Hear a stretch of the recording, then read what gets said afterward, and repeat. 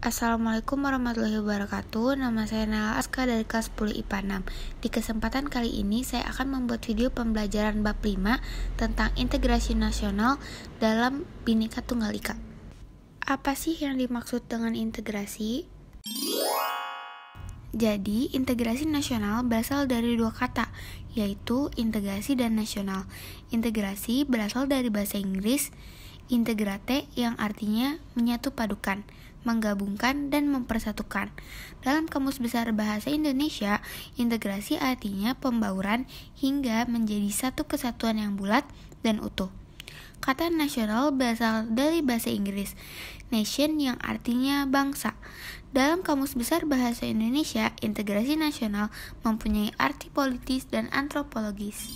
Secara politis, integrasi nasional berarti penyatuan berbagai kelompok budaya dan sosial dalam kesatuan wilayah nasional yang membentuk suatu identitas nasional. Secara antropologis, integrasi nasional berarti proses penyesuaian di antara unsur-unsur kebudayaan yang berbeda, sehingga mencapai suatu keserasian fungsi dalam kehidupan masyarakat. Syarat integrasi. Syarat keberhasilan suatu integrasi di suatu negara adalah sebagai berikut. 1. Anggota-anggota masyarakat merasa bahwa mereka berhasil saling mengisi kebutuhan-kebutuhan antara satu dan lainnya. 2.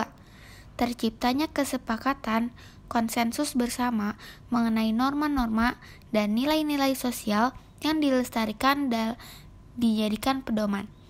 3. Norma-norma dan nilai-nilai sosial dijadikan aturan baku dalam melangsungkan proses integrasi sosial.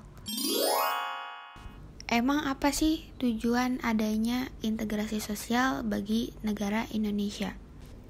Jadi, tujuan adanya integrasi bagi negara Indonesia adalah untuk mempersatukan bangsa, bersatu dan memprioritaskan kepentingan bangsa dan negara di atas kepentingan pribadi, serta menjaga semboyan Bhinneka Tunggal Ika yang berarti berbeda-beda tapi tetap satu. Keberagaman harus membentuk masyarakat Indonesia yang memiliki toleransi dan rasa saling menghargai satu sama lain. Faktor-faktor pendorong integrasi nasional. Di antaranya adalah 1. Faktor sejarah yang menimbulkan rasa senasib sepenanggungan. 2. Keinginan untuk bersatu di kalangan bangsa Indonesia. 3. Rasa rela berkorban untuk kepentingan bangsa dan negara. 4. Konsensus nasional dalam perwujudan proklamasi kemerdekaan, Pancasila dan UUD 1945, bendera merah putih, lagu kebangsaan, dan bahasa kesatuan. Faktor penghambat integrasi. Faktor penghambat integrasi di Indonesia antara lain: 1. Masyarakat Indonesia heterogen dalam faktor-faktor kesukubangsaan. 2. Wilayah negara yang begitu luas. 3. Besarnya kemungkinan ancaman, tantangan, hambatan, dan gangguan. 4. Masih besarnya ketimpangan dan ketidakmerataan pembangunan serta hasil-hasil pembangunan. 5. Adanya paham etnosentrisme. 6. Lemahnya nilai-nilai budaya bangsa. Upaya-upaya yang dapat kita lakukan untuk menjaga integrasi nasional.